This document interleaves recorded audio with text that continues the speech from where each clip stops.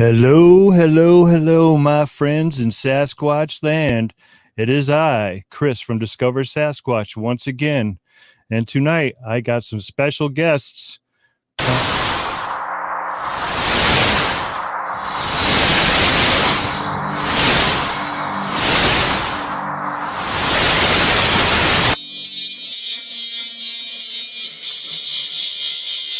Welcome to Beast TV.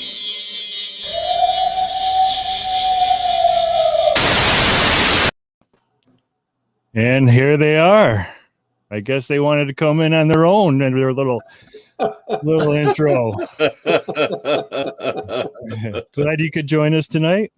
Everybody knows Mark and Larry from Sawdust Beast and Beast of the Woods. Hey guys, how are you? Doing good. We appreciate you having us on, Chris. I really appreciate it. Really appreciate it too. All questions will be in capitals tonight, guys. If I miss you, I apologize. These guys get a lot of comments, and you guys are all crazy in the comment section, so I'll try and keep up. So, I did a little research on you guys, and you guys are both from Mark's from Western Tennessee, and you're from Northwest Tennessee. Yeah. Larry. So, how did you guys meet up? Did you know each other, or? I'm not going to say it, Mark. Go ahead. I sure thought you were going to say it. Was it a dating site? That's what I always kid and say. I always kid and say gaylovers.com. But it was a Facebook page, EOTBF, Evidence of Tennessee Bigfoot, is where we first started talking to each other and wound up meeting up and researching up at Land Between the Lakes. Nice. Did you hear of Mark? I mean, Mark started a little bit before you. Did you hear about Mark when you first started getting interested in the topic, or you just met on the site? Just met on the site. Oh, nice. That always helps. Always in the same area, hook up, and then you guys can hit the woods together and check it all out. Cool. So, your first interaction, Larry, with the creature of some sort was at your grandpa's farm. You want to let the people know about that, or? Yeah. Whenever I don't know how old exactly. Probably, I think I was about 10, somewhere in that range, 10 to 12. I always went to my grandfather's and ran around the farm with a BB gun, seeing what I could hunt down or shoot at or whatever. Don't laugh, Mark. I know what you're thinking. But it came a freak snowstorm. We got probably 6 to 8 inches of snow, which normally we get about once a year down here, and that's about it. But I was out there trying to track a rabbit or find a bird, Mark, where I could see it up close. But they lived up from a river bottom, up on the hill, overlooking the river bottom that was probably, I would say, a half mile away from their house. And I saw a trackway going across there and went down to see what it was. And it was a barefoot trackway of a smaller creature, probably about the size of my foot, honestly. So I would expect it would have been a juvenile, and I don't know why anybody would have been barefoot in 22-degree weather with it snowing walking across that area. But that was the first thing I've ever seen on a creature like that. Did you follow the trackway, or did your curiosity take over, or you're still rabbit hunting and bird hunting? No, I got a creepy feeling that I was being watched from some bushes down toward our barn.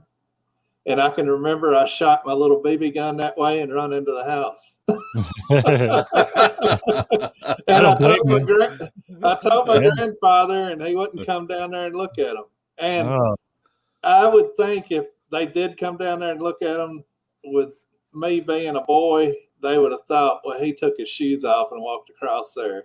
But they wouldn't ever believe me anyway, if they had came and looked or not. Huh. How about you, Mark? What was your first experience? Well, I was just going to say Larry shot his BB gun and ran for the trucks. That's right.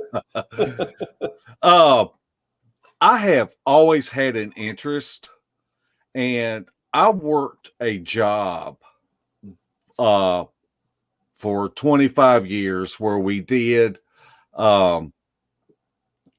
it was on a rotating swing shift. We changed shifts every 7 days, and you only got like one weekend off a month, so you really sacrifice a lot.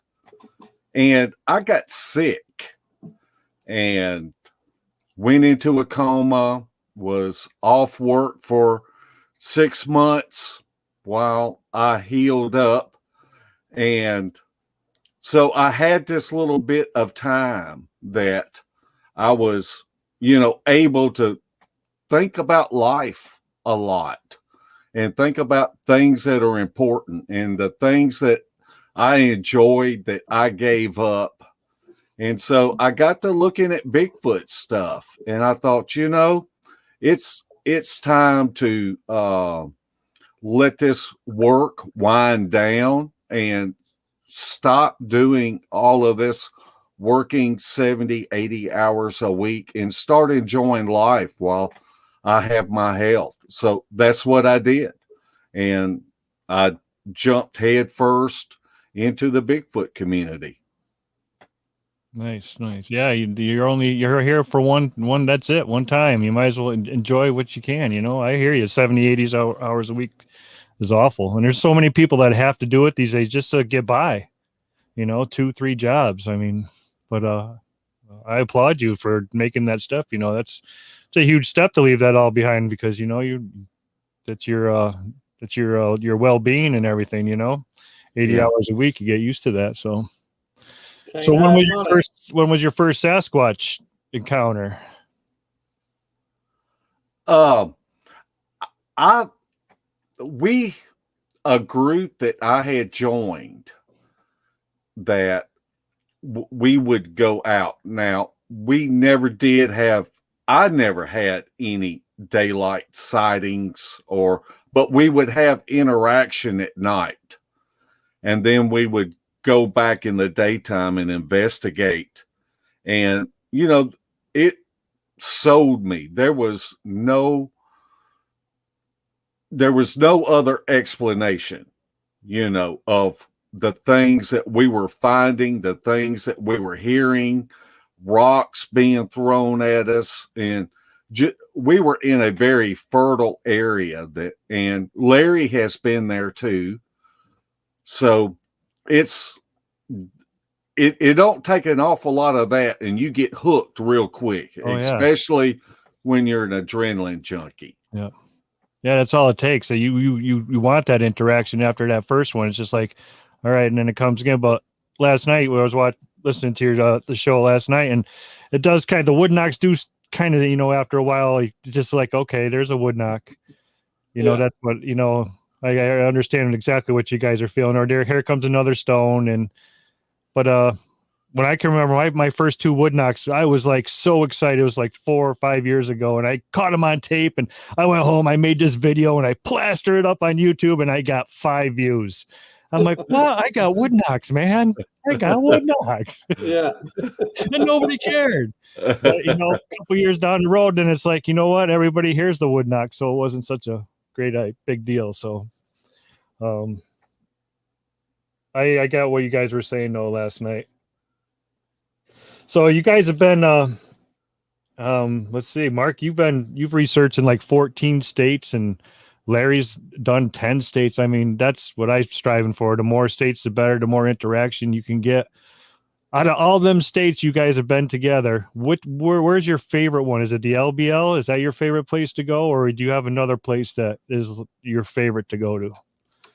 I enjoy LBL, and that's kind of our home turf because we are so close to it.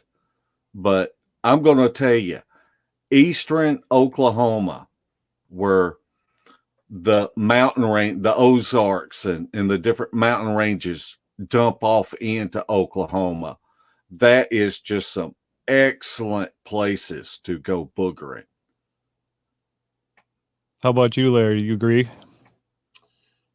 Yeah, I agree. And probably Ohio's close second, which we kind of got guided on that one. So we were kind of ahead of the game because we had somebody that already went in there and knew the trackway and all that stuff and had us set up to be in front of them. So if we went on our own, probably Oklahoma for sure, because we have had interaction there. But the activity we had on our Ohio trip was right there too. Definitely. Nice. Yep. It's always great to have someone that's willing to have you come into their area and put you in that situation where you have that opportunity to grab that. It's just it's awesome. You got that expectation. You're just gonna. But yeah, that's very cool. Very, very, very cool. Now I lost what the question I was going to ask you next. Oh yeah, I've watched probably all your guys' stuff over and over. Where I remember the nighttime video. Is that the bridge video? Your thermal video on the bridge? Is it my video or Mark's video? Might be your video. There was a thermal on the bridge. Yes. We've had several bridge encounters, but there was one with the Outlaws. Yeah, that's and then there was one with Dan Rickey and Vicky Fulcher. And I actually used stock footage from when Brenda Harris took me out in New Mexico. And it's funny how you have these interactions and you capture stuff and your mind just puts it to the back of your head and you forget about it. Mm-hmm.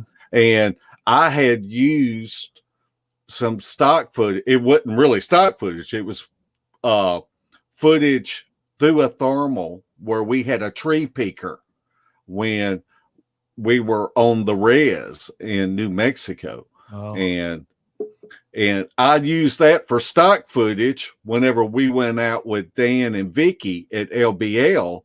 And Dan just like picked up the phone and called me and says, "Man, that's a booger, Hoss." and then it clicked. I said, "Oh, I used that footage from New Mexico." Yeah, that's great. It's great footage. And the one on the bridge, I'm thinking about that.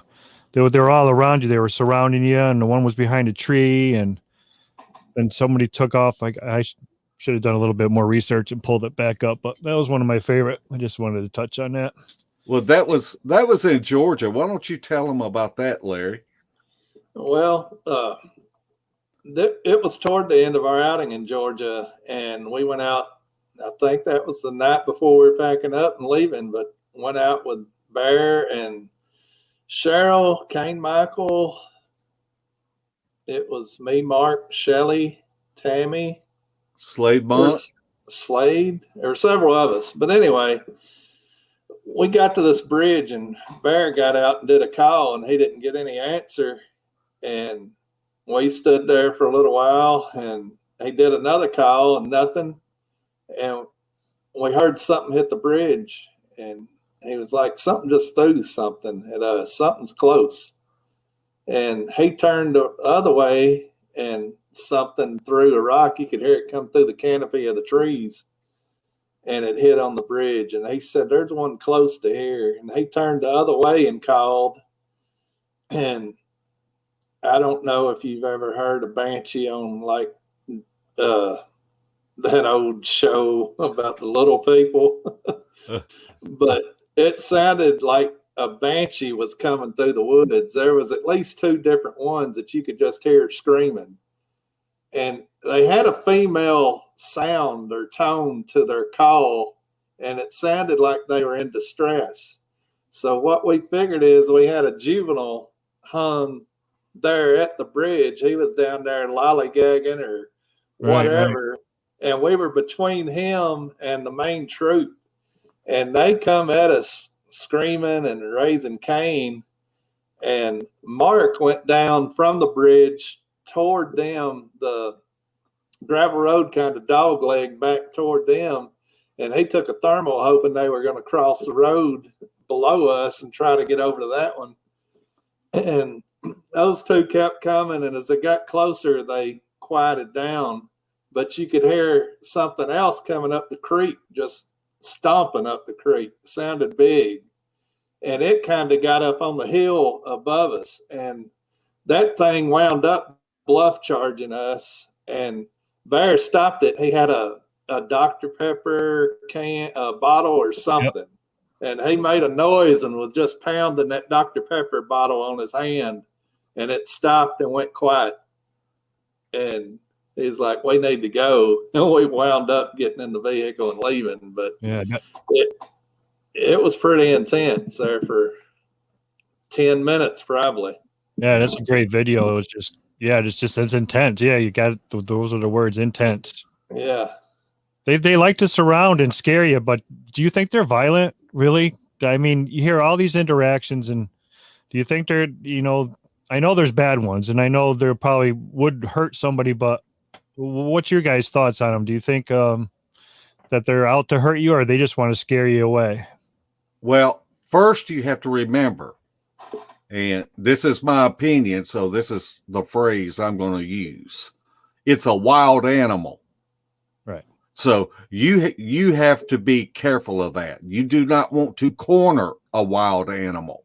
You do not want to run from a wild animal. So with that in mind, I don't believe that we are on their menu, because if we were on their menu, then you would have thousands of deer hunters come up missing every deer season, and you just don't see that.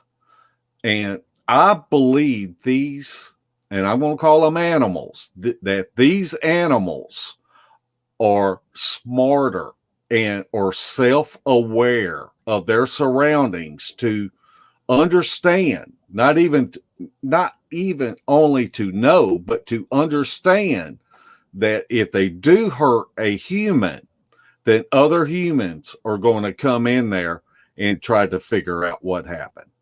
Right. And that's just my opinion. Oh, I agree with you 100%. They just found out, though, in a study that Neanderthals were cannibals. So are they related to Neanderthals? Are they smarter? They're obviously smarter than Neanderthals, because there are no more Neanderthals. And they've obviously been around a lot longer than we have. So, yeah, I agree with you 100%. Yeah, they want to stay hidden. That's their life. So 100% on that. How about you, Lair? I feel like, I don't know.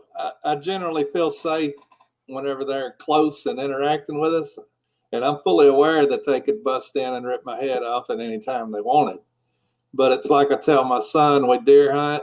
There's no telling how many times we've walked within feet of them, going to our deer stands or coming out, and they've never bothered us. I think, like Mark said, their main goal is to avoid us and stay undetected. I don't think they want to mess with us that much. I think most everything they do is a scare tactic to get us away from their area. But like you said, occasionally you may run into that one that's having a bad day, a toothache, or hasn't eaten in a while, and it's taking advantage of an easy situation. So, yeah, that's my biggest fear, is walking down in the 2:00 in the morning on a trail in the middle of nowhere, and then all of a sudden a big arm just grabbing you by the back of the neck and just dragging you in the woods, because you got no chance. I don't care what you got on you. You have zero chance of even surviving, or even think of surviving, No doubt. But yeah, so if anybody gets in that situation, like Mark said, don't back them in the corner, and walk away. Let's take the interaction for what it was and turn around and go the other way. Is my advice too. They generally let you know when enough's enough. Right. They're pretty forceful whenever they got the line drawn. I think. they'll push that tree over on you. And the bluff charge is, if nobody's ever experienced that, is the craziest thing that you'll ever experience in your life. Sounds like a freight train coming at you. And then all of a sudden you look around where it's going, you don't even see it. You can't even see where it came from or where they went or what it is. That's the crazy part, but it's intense. Right. Very intense. I experienced those twice, both of them in one day. Tree pushed over and a bluff charge. So I don't think they wanted us there. So, all right. So let's get on to the you guys teaming up and all that. So now you guys are on the same team. So did you guys both decide to do the Beast thing, or was Beast already a thing before Larry joined? Me and Larry and Shelly Reed were already researching together, and we were doing audio. We were sitting out audio recorders, and we would like go to LBL, and you set out 3 or 4 recorders that they're going to record all week long, 100 and something hours. And you go back and you pick them up. Well, there was just 3 of us, and you have to review this audio second by second. And it was like, in the next week, we're ready to go back out and set out more recorders, but we haven't reviewed, but, 15, 20 hours a piece. So I came up with the idea of, why don't we start up a Facebook page and see if we can find people that are interested in reviewing audio and to help us review this audio. There's a lot of people that are maybe retired or homebound or cannot get out in the woods, but they want to contribute to the Bigfoot community. And I thought, well, this is a great way we can train people in the protocols that we use in analyzing audio, and that'll help us cover more audio and allow us to go out and set out more audio recorders. Well, that's a great idea. It's a great idea. How big is the group now? I have no idea. Do you, Larry? He ain't logged into it in probably 3 weeks. I'm not a big Facebook person. So, Right. but I will get on there once a week, and when we have our podcast, and share the link and kind of scroll down and look. And each of us, I had some guys ask me about starting a podcast, and they asked me what all was entailed and what you got to do. And I said, well, the first thing you got to do is you got to get help, because I just don't see how one person can cover everything. If you're looking at a Facebook page, you're looking at your YouTube, you are a video creator. You've got to create something. You've got, it's important for us to read and answer all of the comments that we get, because they're important to us, and the people that follow us are important to us. And so it's really more than what one person can handle. No, I hear you. I need help. Send a couple people my way, would you? I think I bit off a little bit more than I can. But I love the podcasting. You meet so many people, and that's the best part about it. I mean, I get messages from people I've never even talked to before, and they ask questions, and it's just that line that you can get to other people. Because up here in the Northeast, nobody talks about Sasquatch. If they have an encounter up here, you'll never hear about it. I mean, I'm thinking about putting out a newspaper ad and going that route, just get somebody to talk about it. I had one out of my 5 years up here trying to find one Sasquatch encounter that someone shared with me, and that was it. So, but having the podcast opens up a bunch of doors for you. So yeah. And especially you guys are entertaining on your podcast. You guys joke around, make people laugh, but you also know the topic, and that's huge. You can't just sit up here and it's all in your opinion, but you guys give your opinion, but it's well-rounded, well-studied, well-documented, and you guys have been doing it for years, and you got it down. So, and I applaud you guys for what you do. It's really awesome stuff. So, see, Mark, we're faking it well. Yeah. You guys got the blinders out. So how did you guys gel? Like Mark's into the audio, Larry's into the hunting and the tracking, and how did that all, gel in together into the one unit? Larry? That's a good question. I don't know. It just happened, man. Right. We got along well together. We were on the same wavelength. I mean, Mark has a little different opinion on what they are than I do, but we normally don't share our opinions, so we just know what they are. Right. But but we get along fine. We look at evidence the same. We're always on the skeptical side of anything we see. We try to debunk whatever we find. And whenever we're left without an answer, then we say, well, it may be Bigfoot. But we're on the same wavelength from the beginning. We wanted to prove it to ourselves, both of us. So we're not out to prove it to anybody else, but we want to know answers for ourselves. All right. Answers for yourselves, and bring a little awareness too, because I think the people out there need to know that these creatures definitely walk the forests. I mean, they're there. They're out there. Yeah. I went past one of my areas last week, and there was a family of 4 going hiking up there, and I had I was lured into the woods by a distressed dog. It was whimpering, and they kept on bringing us in more and more into the woods, and we decided to finally turn around, but they're going into the same area. Well, how do I go up there and tell them that, there's possible whatever it was, I don't know what it was, but it was something that throws rocks at you and can impersonate a dog hurt. So, but how do you approach that? So awareness is a good thing to bring out too, Yeah. But to get that Class A sighting during the day, where you can see the eyeballs would be awesome. That's what I'm hoping for. I agree. Mark, all right, so let's. I'm sure everybody in the chat's heard of so much about the LBL, but there's a lot of people that are followers on my don't know much about the LBL. Can you guys tell a little bit about that area? Larry, why don't you tell the history of LBL? I think you know it. I wish I knew the history of it.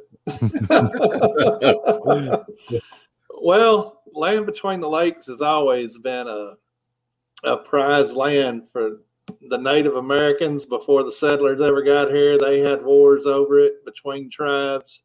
And then during the Civil War, it was fought over by the Union and the Southern armies because it was such a strategic spot between the Cumberland River and the Tennessee River. You could kind of control both rivers from that one area.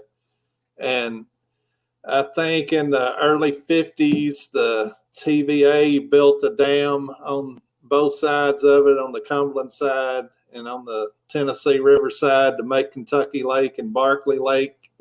And that's when it actually became known. It was known as land between the rivers, but then it became known as land between the lakes. There were people that were living there, and they condemned their land and took their land and run them all off pretty much, and made it all a government funded land. Until recently, they said they're going to defund it. So I don't know what's going to happen in the next year or two, but we do know that the Rangers are amping up their ticket writing to make up for their budget, I guess. I don't know. Yeah, I seen that. Someone got a parking ticket. Yeah. Poor Shelley. Yeah. It's always Shelley.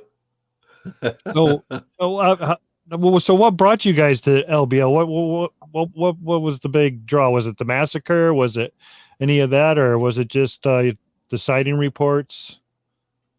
It's a huge area, and before I knew Larry, I've got a friend of mine, Mike McSwain, and the late Stacy Black, and they knew the area well, especially Mike. He had hunted up there all his life. And so they were taking me up there and just showing me all the roads and, how to move around up through there. And it's a beautiful place. And the habitat is there for Bigfoot. And there's been so many sightings up there. So we just kind of gravitated towards there, to be our home base. Yeah, we come from West Tennessee that's pretty flat and open land, a lot of cropland. And the only good areas here are in the river bottoms, and they're small rivers. Most people would call them creeks. So land between the lakes was the biggest, vast area that we could go to that was, within an hour and a half, 2 hours for us. Right. So, and it's huge. Definitely. It's huge. Here's a question you just mentioned. Do you think that they use creeks and rivers to travel? Uh-huh. Yes. Yeah, I agree with you 100% on that. I think they're creek travelers. Yeah. Yeah. Do you guys find the ground sticks like that you guys were talking about last night in the LBL? We haven't seen them as much there, and it's probably more because of the terrain. We normally stay in the deeper ravine areas that are more rocky and hilly. There are some swampy areas of LVL that we really haven't been in, and we need to go in because I think they hold up more there than they do where we've been. But I think it's mainly we haven't found as many of the sticks in the ground because of the terrain we're in. All right. Yeah, it's hard to stick a stick into granite. Definitely. It really, our strategy has always been there is to give the boogers the advantage. So we will go low. We will go, into a holler where there are ridges all around us. And that gives them an advantage to where they're comfortable with moving in closer to us, right, because they feel like they can get out of there if a threat arises. Yep, that's great strategy. Yeah, give them the upper hand, for sure. So you guys had a lot of expeditions into the LBL, and you've named some of them. Like, what are some of them? The Titanium Swamp and Camp Death Wish and Brokeback Ridge and all them. What's your guys' favorite, most productive expedition out of all? Overall, our most productive is probably I forget the name of it. It was whenever we went to Ohio. It was probably the overall from beginning to end most activity out of all of them. So what happened there? Well, Kane Michael and Eric Tipton had done all the homework for it. They'd been in there doing the trackway and figuring out the time, and they were coming through and all that. And we went up there. They told us when they thought they would be back in that area and set it up. We went up there, and the first night we got there, we just camped in a regular campground because there wasn't any primitive camping allowed in this place. And I'm not going to name the place so Mark don't get a ticket in the mail. But the first night we went out and called, and we got a response from where they thought they would be. So they knew whenever we went in the next day that we were going to be in front of them. And we left all our camp stuff set up in the campground, and we went down and went in the woods and walked off in the woods probably a mile, maybe. I don't know. It was during the summer. It was full foliage, and it was 80 degrees, and it took us a good hour to get to where we were going. But as we got close to the destination, they started throwing like logs and breaking limbs, and you could just hear them. We heard whoops during the daytime, and Kane actually got close enough to one in a ravine that he could hear it breathing and was trying to maneuver to get a picture of it. and another one, is that right? Another one off Another one. to one side, he could see a tree getting bent, bowed. And so when that drew his attention, the other one got out of there while he was focusing on that, trying to see what was bending that tree over. And that bow was there the rest of that weekend. We were there. Yeah, it pinned that tree. Yeah, he saw it made, but never could lay eyes on what made it. Right. Saw the tree getting bent. Yeah. I had a similar situation in Missouri. We were watching right by the campfire, and you could see her. We've always thought it was a she, and she grabbed it, and you could see it. And all of a sudden, she let go, and the thing just. Yeah. So yeah, you guys are gonna. I was on the show last night. You guys are gonna be heading to Missouri. It's a great area. You guys are gonna have some great experiences there for sure. Once you get down in there, it's a crazy place. I mean, I'll never forget it. It's etched in my mind forever. I'll never ever forget it. Yeah. But it's a great opportunity for you guys, and I'm happy for you. You guys are gonna have a good time in there. So, want to open up some questions and see if what we got here. We can. All right, all caps. If you guys got any questions for the Beast Boys. Mark, why don't you finish that story while we're waiting on a question? I got you in there. Just some of the activity. Cheryl Corntassel, he was the only one that stayed in a tent, and it was just like a little one-man coffin tent. And he kept hearing something walking up, and at one time, you know how these tents have guide wires. We kind of feel like it tripped or stepped on the guide wire and just about imploded his tent, you know. And did he holler at it there, or was it at the other place? He hollered at it. And he hollered both places. Yeah, and cut on a light, and he heard it run off, and I was away from everybody else. I was on the other side of Cheryl, and he said later on, he heard that thing walk over to the hammock I was sleeping in. And Cheryl, if you know Cheryl will tickle you with his sayings. He goes, I was so glad that thing walked over there to Mark and got away from me. And we did capture a vocal later the next night that was something saying a phrase. Yeah. And we got that on a recorder, but it's crazy. And during all this activity, I was sleeping in a hammock, and about 2 a.m, the fire died down. And I had something poke me in my leg right around my thigh. Oh, geez. And I woke up and looked, and I could see a silhouette sitting there. And I'm like opening my eyes and blinking them, going, what am I looking at? Is this a juvenile? And he poked me again and said, Larry, are you awake? Oh. And it was my buddy Kane done come over there to wake me up. And I said, dude, you almost got kicked in the face. That's not the time to do that. That's for sure.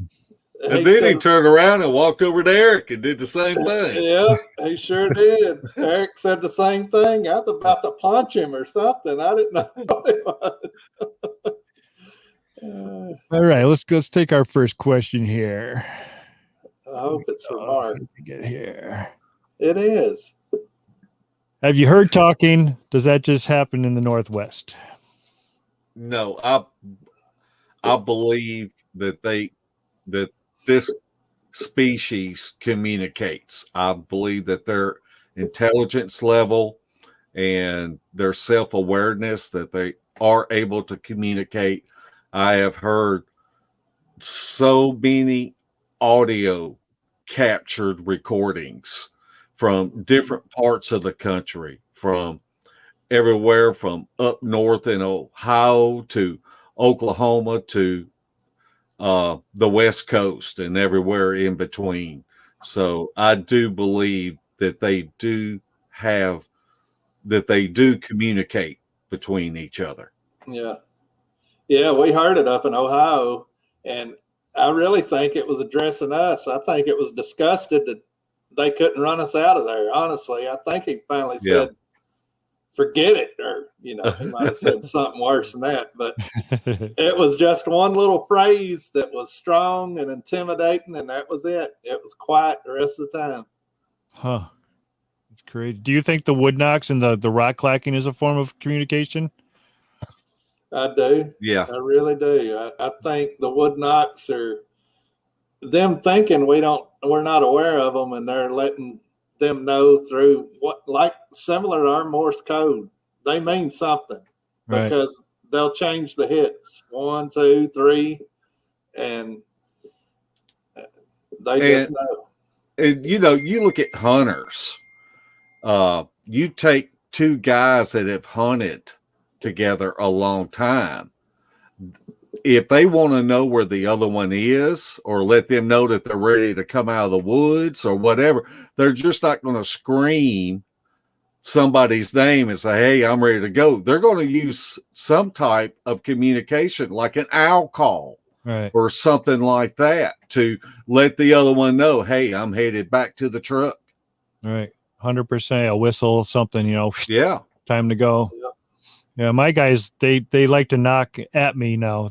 They'll follow me, and when we stop, they'll be 50 yards in back of me, and they'll just right on the tree, knock, tunk, every time, just to let me know they're there. I don't know how many are there now. I have a whole long story about that, but this is about you guys, so I'll keep on going. But I think I think that you're right, that the knocks and the clacks and the whistle, it's all communication.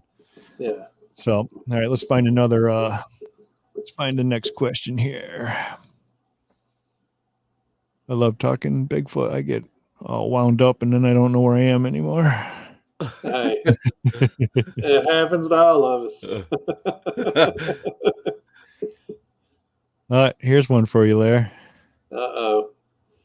Yes, if it was a piece of coconut. And it was good homemade coconut, I would wrestle on. Nice.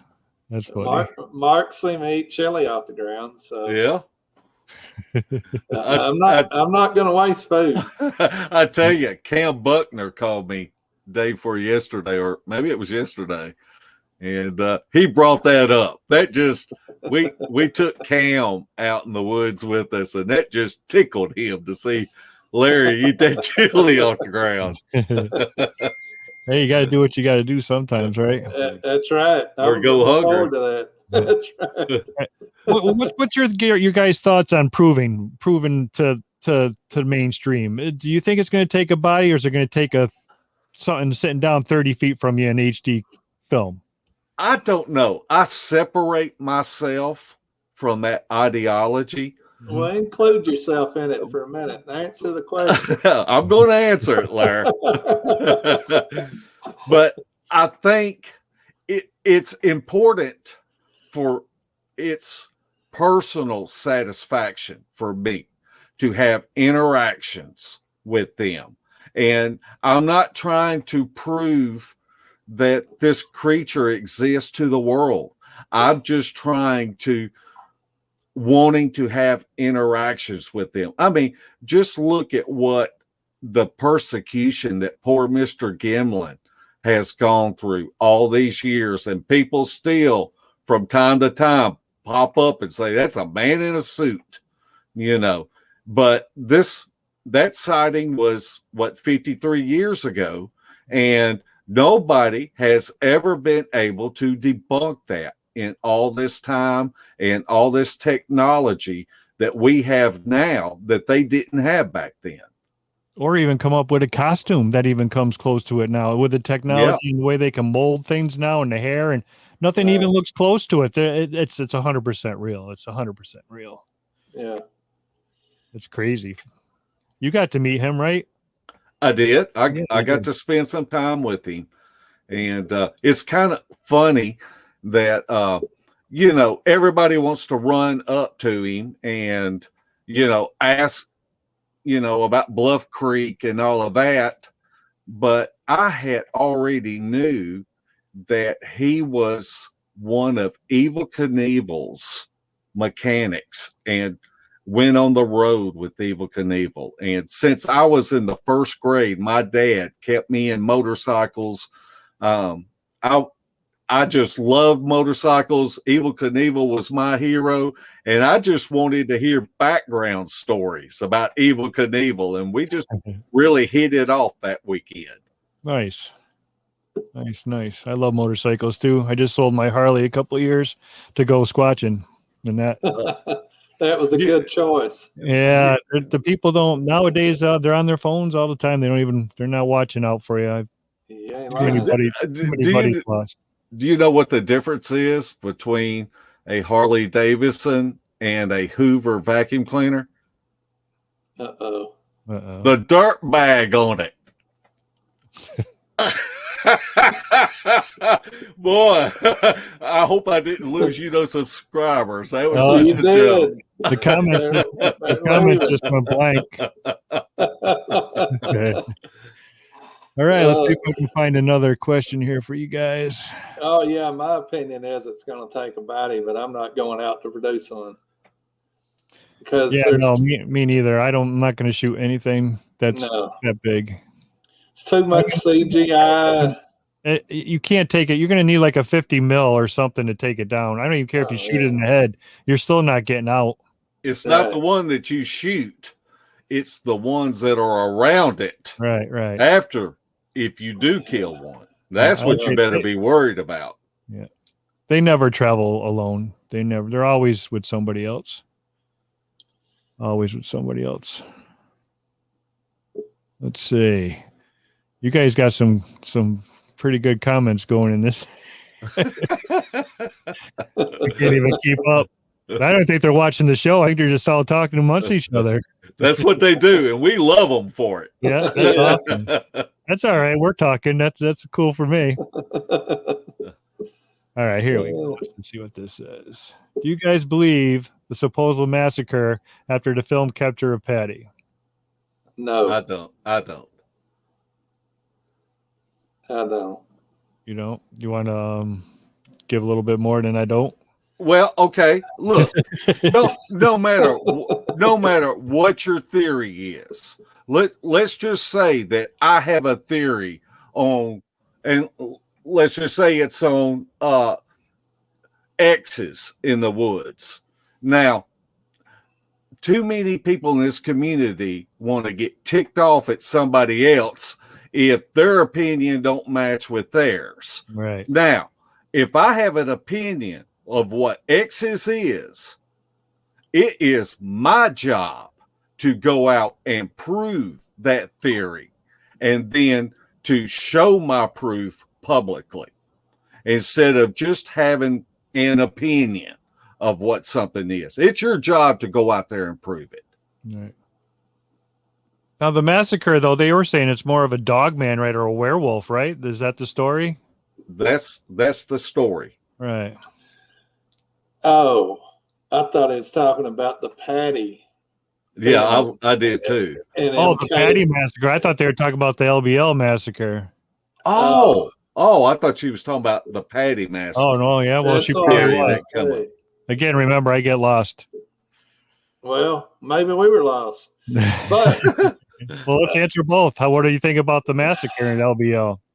I've been one to not believe it for years. I know Kumbo personally, and I know he knows the guy that told him that from his childhood up and got the information from a childhood friend that grew up to work there. So I don't believe Kumbo is lying. I think he is telling the truth. I think this person told him that.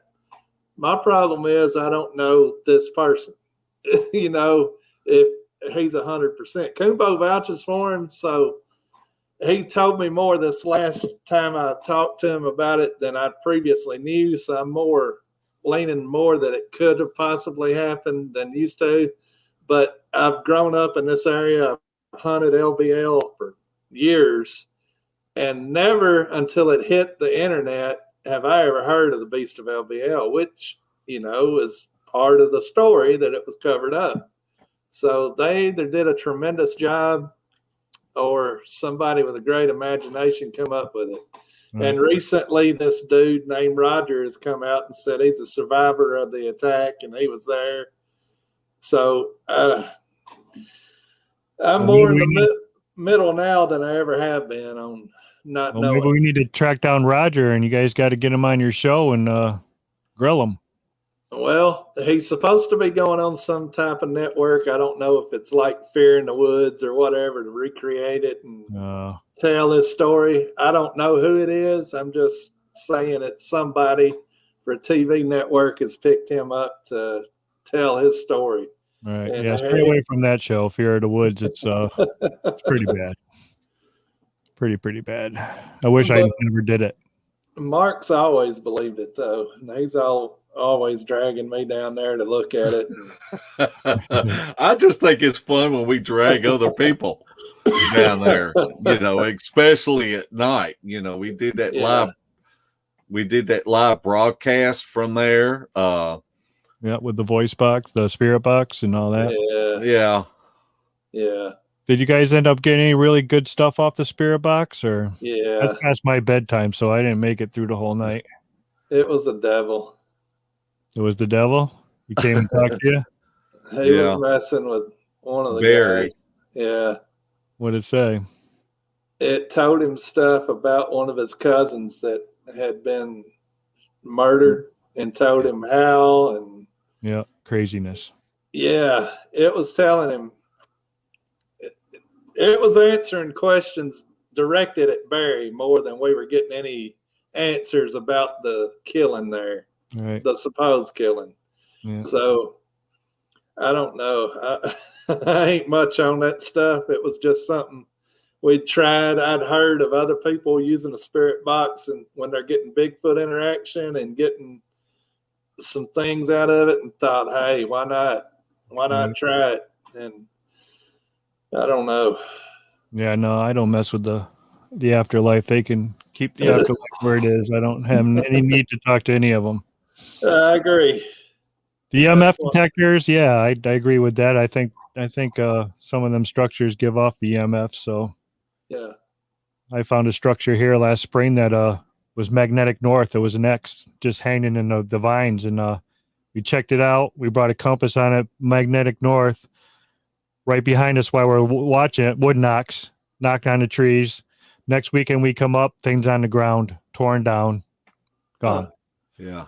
So I think those are markers. I think they're like you ever see the Indian Trail markers in the forest? The trees and everything. Trees. I think that's what those X's are and everything. They're just markers to make their way through the woods. That's my opinion.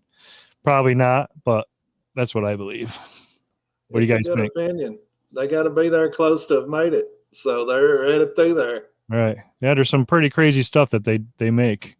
Right. That's for sure. Lockbeard wanted to know, is Larry still eating off the ground? Yes, he still is eating off the ground. If I have to.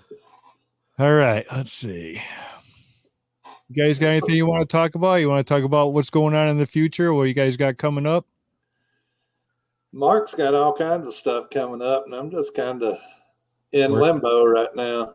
Yeah, Larry says that, but he's the one that'll call me up on a Thursday afternoon and say, hey, let's go camping this weekend.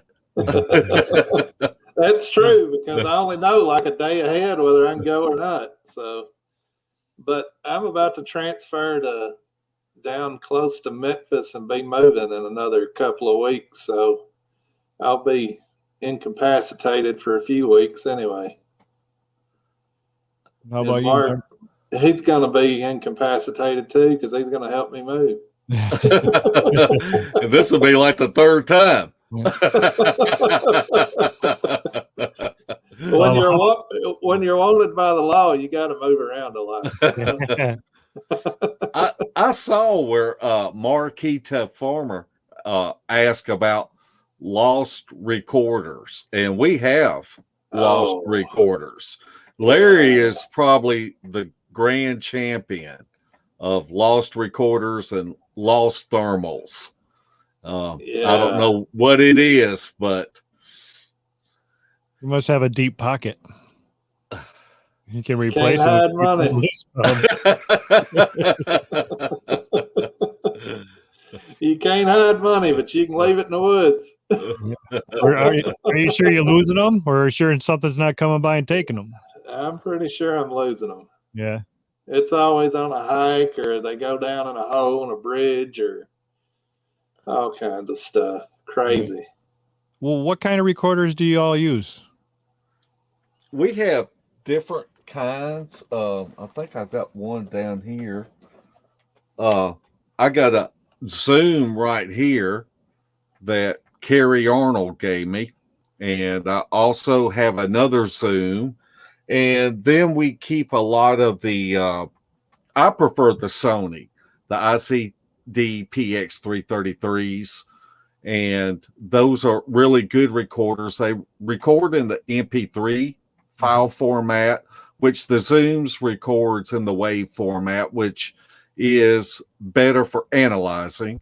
But there's nothing wrong with the little Sonys or the little Olympics. You just want to make sure that you get one that records an MP3. And they're great recorders. I mean, you can go to your local box store and pick them up, or you can jump on eBay and find one for half that price, that someone's looking to sell. And they're great recorders. They will save you a lot of shoe leather if you're working in area that you plan on coming back to, because these recorders will tell you what goes on in the woods when you or other humans are not there. Yep, I agree. Yeah, but how about the battery life for the Sonys? That you got good battery life with those, right? Because the Zooms have 0 battery life. Larry's created like a possum eating briars. but if I'm going to put out a recorder long term, I'm going to use lithium batteries. Mm-hmm. You can get probably at least 30% more record time out if you're using lithium batteries than you are alkaline batteries. But if you're going out or you want to leave something around camp or near camp, then the alkaline batteries will work fine for about 48 hours.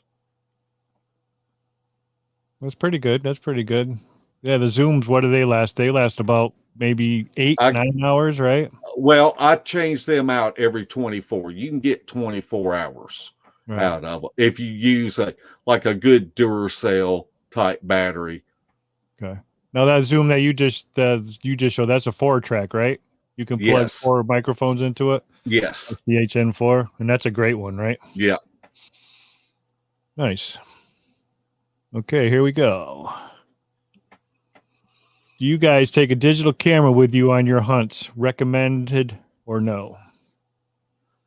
We do. We do use the digital cameras, which probably the old school cameras would probably be better, but they're hard to find, and the convenience of having a digital camera, and we have good cameras, and so it's a great tool for us to have in the field.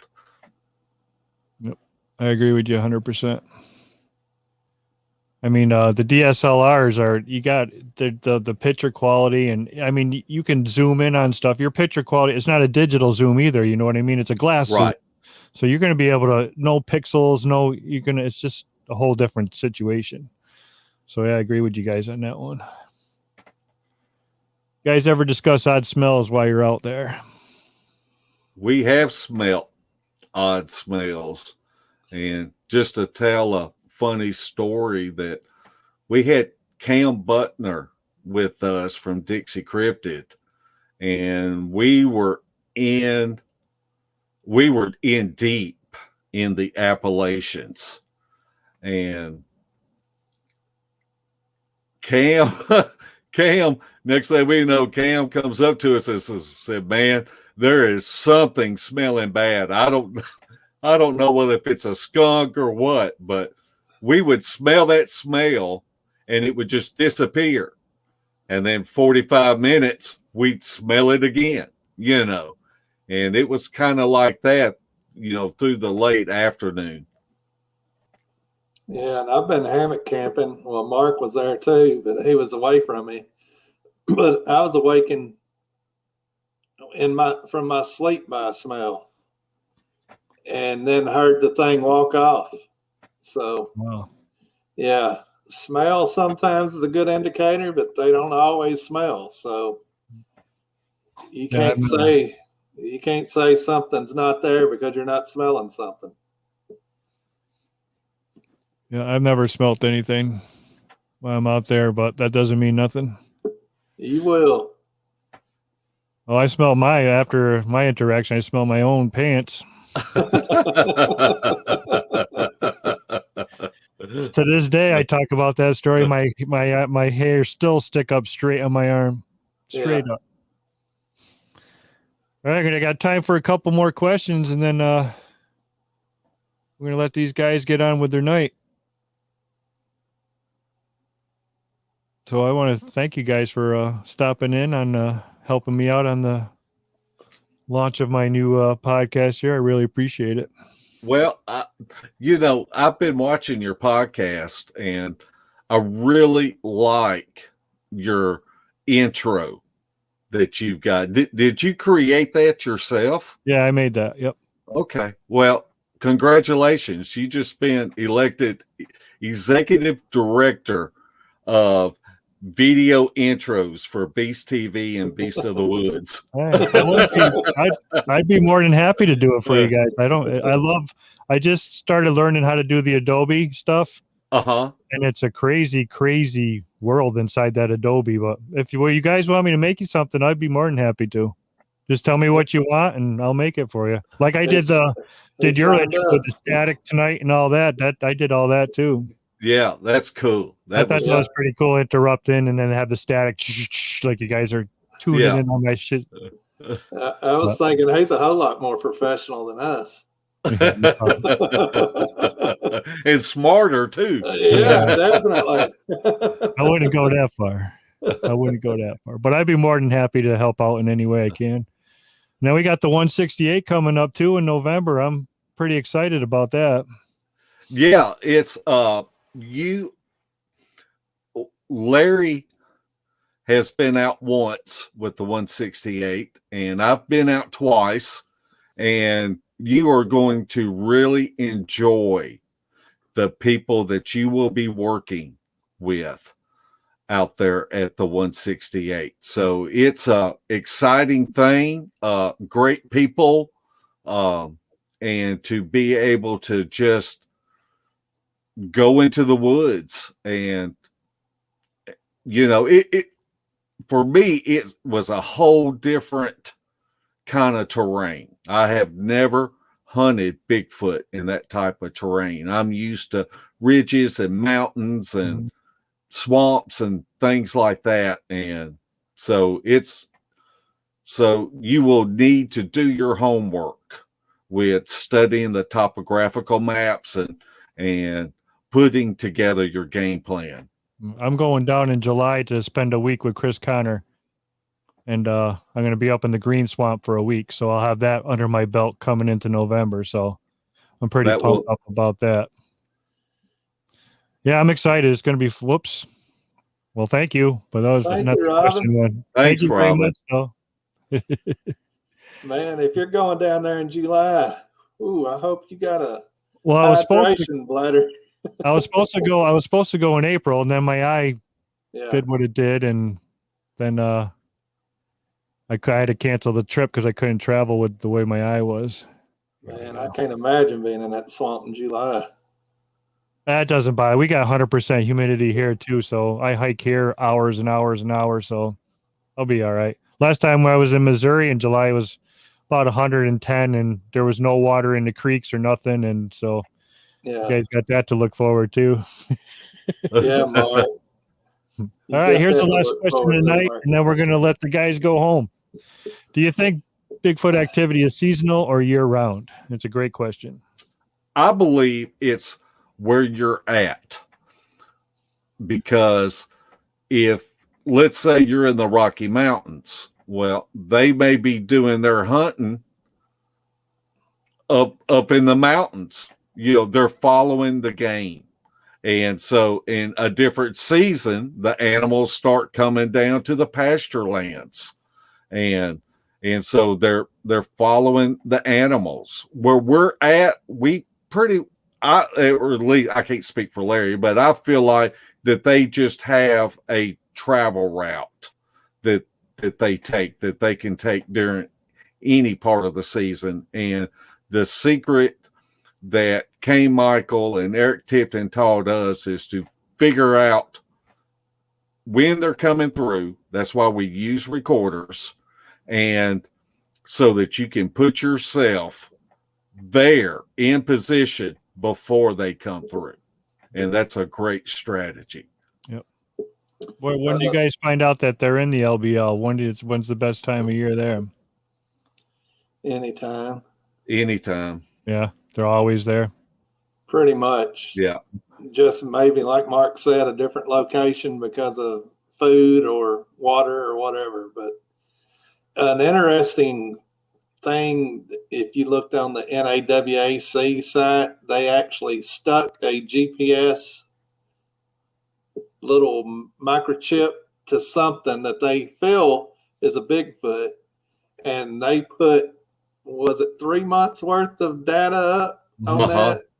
But that's on their site to go look at. I forget what they called, Tag 7, I think. Tag 7, yeah. That's pretty incredible. Yeah. For anybody that's not familiar with that, go to the NAWAC site and look up Tag 7 and read what they did and the data they collected. Because Go ahead. Sorry, I didn't mean to. Oh, I was just going to say it stayed within a 30-mile radius, and they got down seasonally where it hung out. And it was just interesting data to me. Yeah, there's no animal that does that in that area. You know what I mean? There's no animal that's known native that would do that. Right. So yeah, that's pretty cool stuff. I got lucky and I have a trading post, and I've learned so much from it, but that was just by luck that I got the same ones coming back all the time. And the months here are from September to Thanksgiving. They're always here. Yeah. They're here every day, but the other time of the year, they're here maybe once a week, once every 2 weeks. Right. So it's pretty cool. All right. Well, I want to thank you guys very, very much for stopping in. I appreciate it. And I wish you guys all the best in your future activities. Well, thank you. And thank you for having us on. We enjoyed it. Yeah, we enjoyed it. And we wish you luck with all your future endeavors. And we just want to ask people that if you haven't hit the thumbs up, hit the thumbs up. If you haven't subscribed, make sure you subscribe. It doesn't cost any money. And this is a great channel. And we want to thank Chris for having us on. Oh, well, thank you very much. And thank you all for tuning in and all that good stuff. And we're going to say goodbye to these guys, and I'm going to say goodbye to you. And then I'll talk to you guys a little bit. All right. Thanks again. You want to say night, boogers? Night, footers. All right. All right. Well, thank you for tuning in to my little podcast here. I just started. This is only my 5th episode, so I hope you all enjoyed it. I appreciate having Mark and Larry take time out of their day to stop in and share all their wealth of knowledge with the Sasquatch. I mean, these guys, if you don't know who they are, you're just seeing them for the first time, are two of the smartest guys out there. And you should definitely listen to what they're talking about, because they really know what they're talking about when it comes to Sasquatch. So that's it from here. And as Larry always says, get in the woods, people.